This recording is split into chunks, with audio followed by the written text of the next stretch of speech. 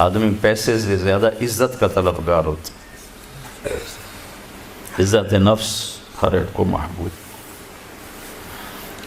ایک آپ کو اپنے گھر کا واقعہ سناتا، جب یہ ٹریکٹر کا دور نہیں تھا، 59 میں ہمارے والد صاحب سب سے پہلے ٹریکٹر لے کر آئے تھے اس پورے ہمارے علاقے میں۔ اس سے پہلے بیل ہوتے تھے۔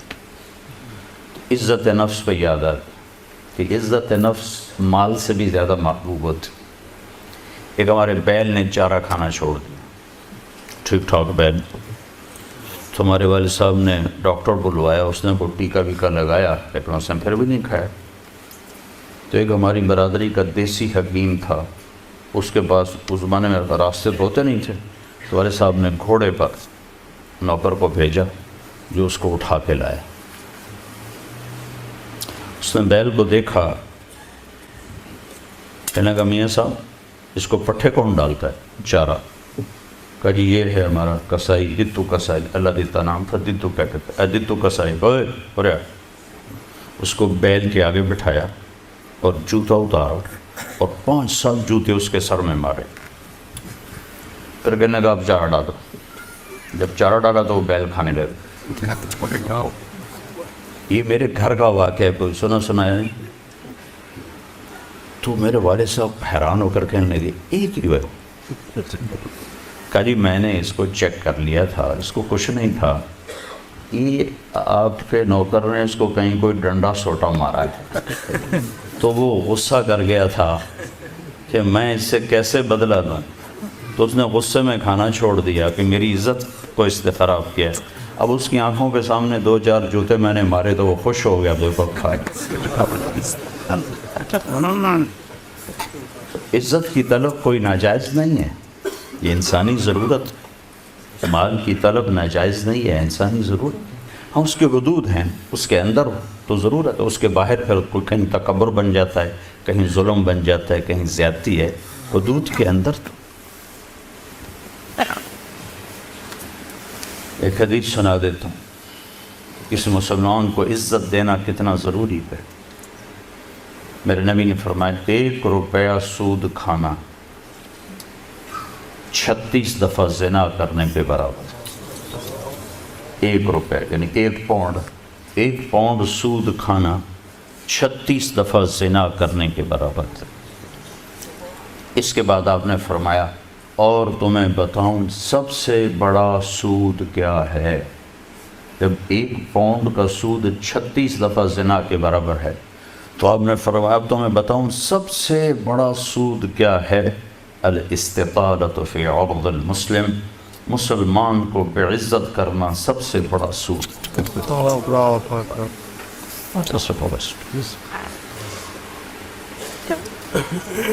تو نوکر آپ کو پروٹوکول دیں گے، خوشی ہوگی، جنت سے بڑھ کے خوشی ہوگی۔ تو نوکر چلے جائیں گے، پھر اللہ کا اشارہ ہوگا، ٹک ٹک ٹک ٹک ٹک ٹک ٹک، دروازے کھلیں گے تو اب فرشتے آئیں گے، والملائکۃ یدخلون علیہم من کل باب، اب یہ کروڑوں کی تعداد میں آئیں گے، کہیں گے سلام علیکم سلام علیکم سلام علیکم۔ چاروں طرف سے جب سلام ٹھوکیں گے کہیں گے بھائی تم نورانی مخلوق ہمیں سلام کیوں کر رہے ہو؟ کہیں گے بما صبرت، وہ جو آپ نے لندن میں صبر کی زندگی گزاری، یہ اس کے بدلے میں ہمیں اللہ نے کہا جاؤ سلام کر۔ غفلت کے دیس میں آپ نے بیدار ہو کے زندگی گزاری، اندھیر نگری میں آپ نے اللہ کو سامنے رکھ کے زندگی گزاری، جب چاروں طرف شراب اور زنا عام تھا آپ نے اللہ سے ڈر کے زندگی گزاری۔ سلام سلام سلام، تو فرشتوں کے سلام ان کو ہوا میں اڑا دے گا۔ یہ میں پہلے دوبارہ کہہ رہا ہوں کہ عزت نفس، عزت کی طلب بہت بڑی طلب ہوتی ہے، مال سے بھی زیادہ، ڈگریوں سے بھی زیادہ۔ تو فرشتوں کا سلام انہیں ہوا میں اڑا، فرشتے ابھی وہ اس سلام کا مزہ لے رہے ہوں گے کہ فرشتوں نے سلام کیا۔ اور آئیڈیل ہوم بتا رہا ہوں، آئیڈیل، تو ایک دم میرے رب کا عرش ایسے کھلے گا، ایک دم نور ہی نور چھا جائے گا۔ جب ایسے آنکھیں اٹھا کر دیکھیں گے واہ واہ واہ، اللہ سامنے ہو اور اللہ کہے گا سلام قول من رب الرحیم، اب تمہارا رب بھی تمہیں سلام پیش کرتا اور پروٹوکول کی آخری حد، تمہارا رب تمہیں سلام پیش کرتا ہے، سلامان قولا من رب الرحیم، رب رحیم، اے میرے بندو، اے میری بندیو جنہوں نے دنیا میں مجھ سے ڈر کے زندگی گزاری، میں تمہارا رب تمہیں سلام پیش کرتا ہوں اور تمہیں مرحبا کہتا ہوں، تمہیں ویلکم کرتا ہوں۔ پھر میرے نبی نے فرمایا اللہ ہر ایک کا نام لے کر حال پوچھے گا، ہر مرد عورت کا نام لے گا، نام لے کر گئے کیا حال ہے، ٹھیک ہے، کوئی تکلیف تو نہیں، کوئی حاجت تو نہیں، کوئی پریشانی تو نہیں۔ تو جب یہ اللہ کو دیکھیں گے کہیں گے یا اللہ ہم تو تیری عبادت ہی نہ کر سکتے، ہمیں تو پتہ ہی نہیں تھا تو ایسے حسن و جمال والا ہے، کیا یہ ہو سکتا ہے کہ ہم تو یہ ایک سجدہ کریں جیسے لندن میں کرتے تھے؟ یہ وہی کہہ سکیں گے جو نماز پڑھتے تھے، جو نہیں پڑھتے وہ کیسے کہہ سکیں گے؟ کیا یہ ہو سکتا ہے کہ ہم تم ایک سجدہ کریں جیسے دنیا میں کرتے تھے؟ تو اللہ تعالیٰ فرمائیں گے میرے بندو اب پوزیشن بدل چکی ہو، حیثیت بدل چکی، حیثیت، پوزیشن، یا لبو کیسے کہ دنیا میں تم بندے تھے اور میں تمہارا مالک تھا، تم نوکر تھے اور میں مالک تھا، ٹھیک، تم ایمپلائی تھے، تمہاری زبان، تم میرے ملازم تھے اور میں تمہارا مالک تھا، تو تمہارے ذمے میری مانگ کے چلنا، میری عبادت کرنا، نمازیں پڑھنا، روزے رکھنا تمہارے ذمے تھا۔ اب جنت میں آ کے حیثیت بدل گئی ہے، اب تم مہمان ہو اور میں تمہارا میزبان ہوں۔ کیا ہوسٹ کہتے ہیں میزبان کو؟ تو اب تم میرے لیے مہمان ہو، میں تمہارا ہوسٹ ہوں، اور مہمان کو تکلیف نہیں دی جاتی، مہمان کو بٹھا کے کھلایا جاتا ہے، جاؤ کلو واشربو، کھاؤ پیو، ہنیہا، ہنیہا کا کیا مطلب ہے؟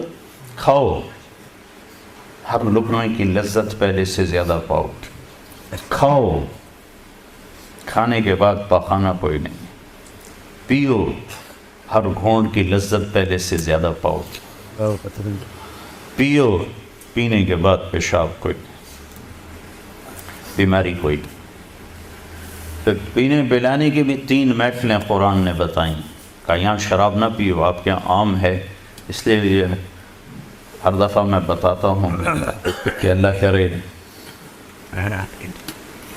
آگے والی سوچ دل دماغ پہ چھائی رہے کہ یہاں میرا رب ہر اس چیز سے روکتا ہے جو انسانی وقار کو ختم کرنے والی اور انسانیت پہ داغ، تو یہاں کہتا شراب نہ پیو۔ آگے کیا ہوگا کہ وہاں تمہیں 3 مجلسیں دیکھنے کو ملیں گی، 3۔ ایک کون سی ہے؟ ان الابرار یشربون من کاس کان مزاجها کافورا، وہاں دیکھو گے نیک بندے بندیاں خود اپنے ہاتھوں سے ڈال کے پی رہے ہوں گے۔ یہ جنت کا سب سے چھوٹا درجہ ہے، کیسے ڈالیں گے پیئیں گے، ڈالیں گے پیئیں گے۔ ایک درجہ اس سے اوپر ہے VIP، وہاں کیا ہے؟